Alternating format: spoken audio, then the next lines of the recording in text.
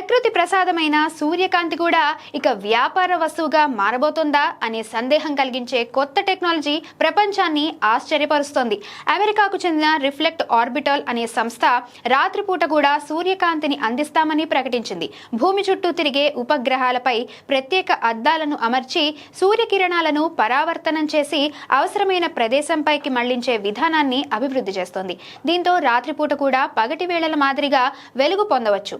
గంటకు $1,000 ఖర్చుతో ఈ సేవను అందించనున్నారు. ముఖ్యంగా సోలార్ విద్యుత్ ఉత్పత్తిని 24 గంటలు కొనసాగించడమే ఈ ప్రాజెక్టు ప్రధాన లక్ష్యం. అంతేకాదు రాత్రిపూట జరిగే ఈవెంట్లు, సినిమా షూటింగ్లు, విపత్తుల సమయంలో సహాయక చర్యలకు ఈ కాంతి ఉపయోగపడుతుంది.